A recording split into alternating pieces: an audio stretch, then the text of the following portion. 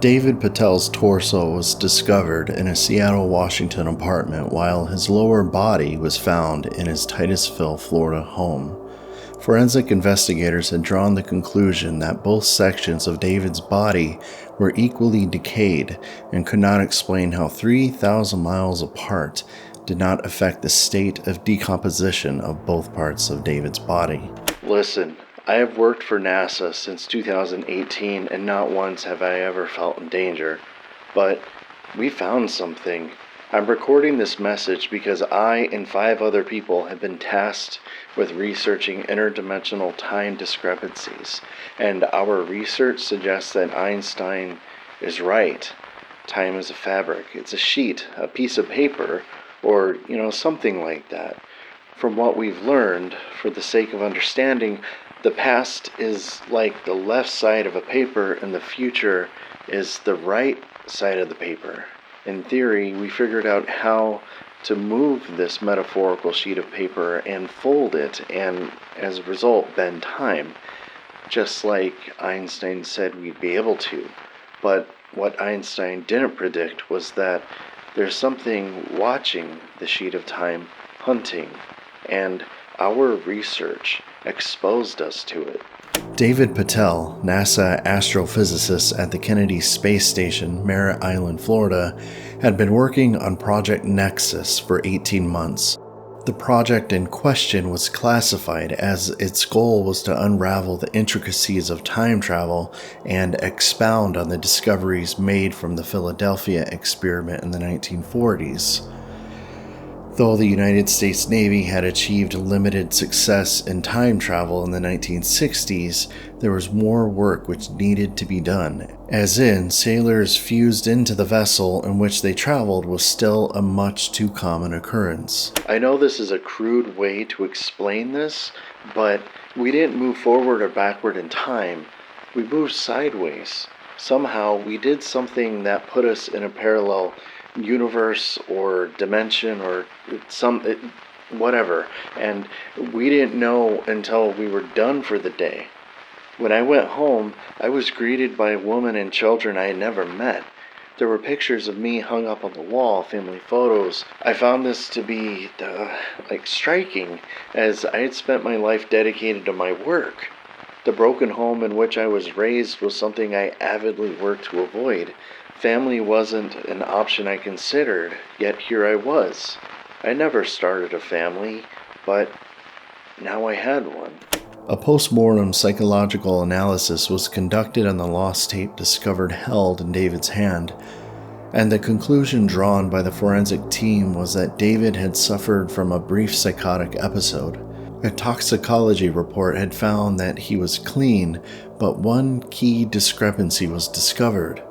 The blood type of David's lower half did not match his upper half. I've never been one to circle around conspiracy theories, but the science in which led to the Philadelphia experiment came from a man who washed ashore in a metal tube. He claimed to come from the late 2010s. We were instructed to not reveal his identity as it could hinder the natural flow of time, as in, it's paramount that the events which unfolded for him unfold again. By speeding up the magnets while simultaneously slowing down the particles and stimulating the ether, we created a bubble in time and space. In that bubble, we saw something, and that something saw us. 2 weeks after the death of David Patel had gone public, and that the two halves of his body had been discovered 3,000 miles apart, all records had been erased, and what was once a curious case became a hoax. The family David Patel didn't know he had relocated to Somerville, South Carolina, but once their bodies washed up on the shores of Folly Beach, conspiracy theory groups became rabid. All records indicating David Patel's existence and his family were gone. As far as anyone knew, they never existed. We looked at the bubble, and then an eye about the size of a basketball opened up out of nowhere. I mean, literally nowhere. Stick your own hand up, extend your arm out, and imagine an eyeball suddenly opening up in the space between your hand and your body. That's what happened. The eye shifted from me to my colleagues, and then suddenly we stopped the experiment, but the eye persisted. It searched for something, but it must not have found it because it blinked shut.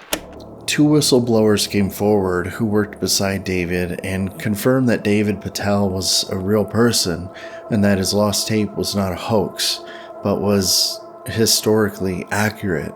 Both men, Marcus Bennett and Ethan Ramirez, confirmed that David did not have a family and that David's lost tape should be taken seriously, as it indicates that he and his colleagues were transported into a parallel dimension. When pressed how they were transported, neither Marcus or Ethan or anyone else on the team could explain how. Look, I know I have a troubled past, and I've been doing a lot of mental health work on myself, going to therapy and whatnot, but what happened doesn't make sense. I came home to a family. I've never wanted a family. I never started one. Why would I? My father was an alcoholic who did little else than beat me. Mom ran off and started a new family. So, no, starting a family was something I never wanted to do. Science made me feel better, but there's no possible way I hallucinated my entire history. I asked Ethan if I had a family, which, just think about how crazy that sounds.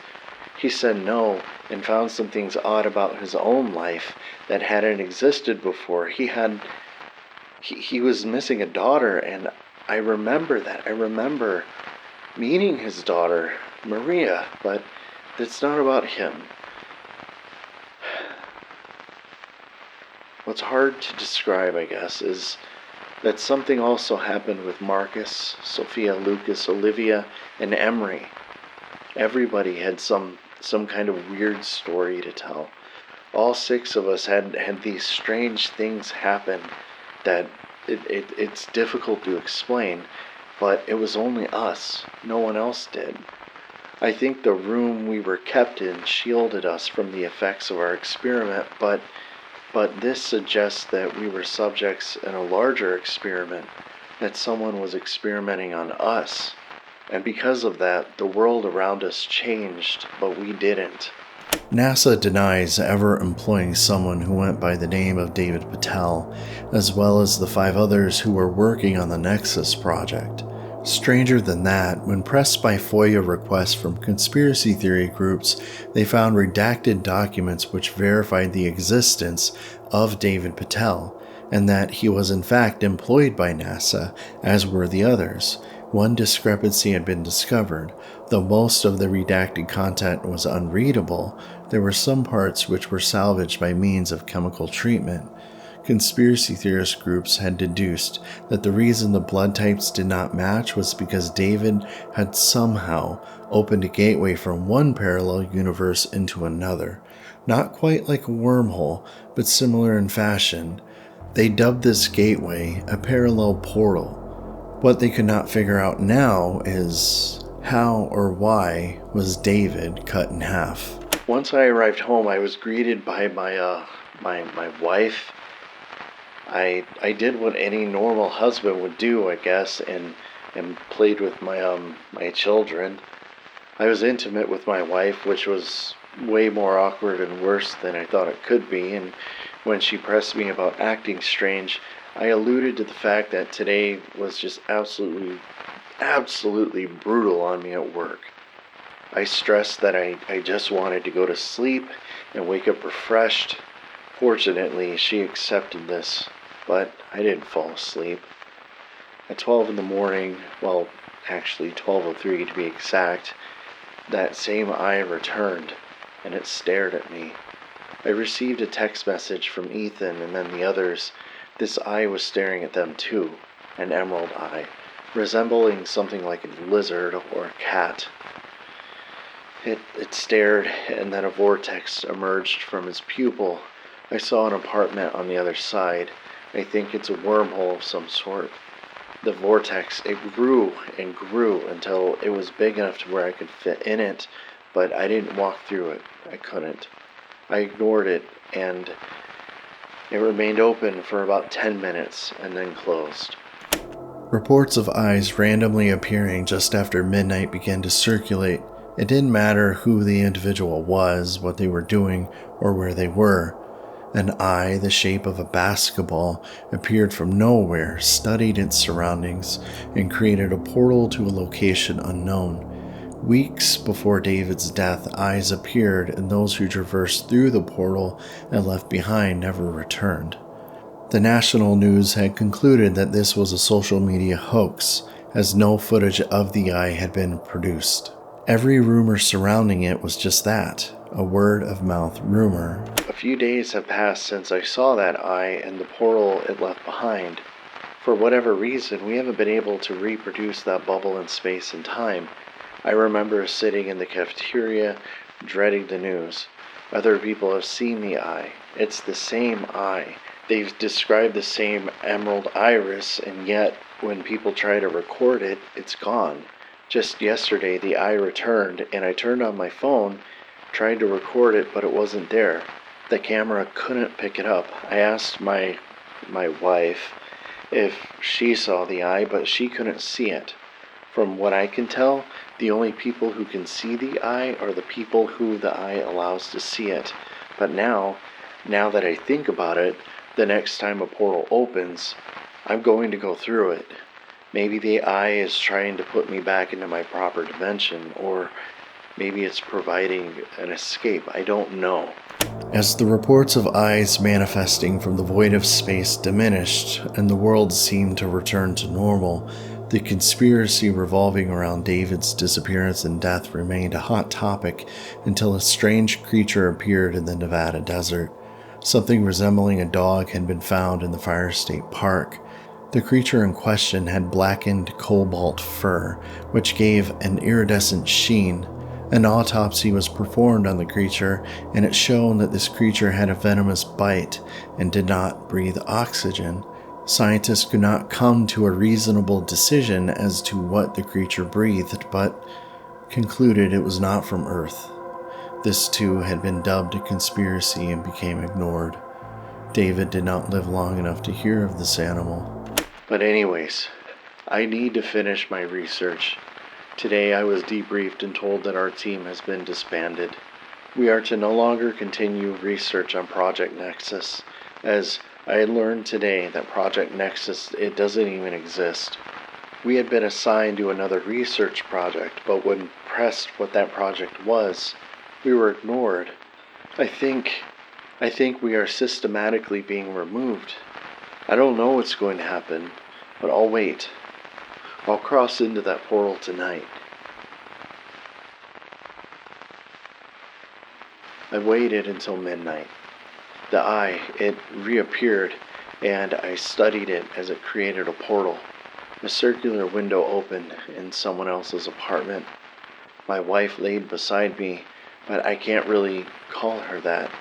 As I looked into the portal, I saw the floor, the couch, the soft glow of lamplight, where the place was. It's night. Once I worked up the nerve, I grabbed my tape recorder from the nightstand and held it. I put my head through the portal, looked around, and felt this pain sear through my waist. I pushed record, said what I needed to say, and here I am now. The portal that I created, it cut me in half. I don't know where I am or where I am going, but please listen. We exposed ourselves to something, and now it's watching us, deciding whether we are worth saving or not.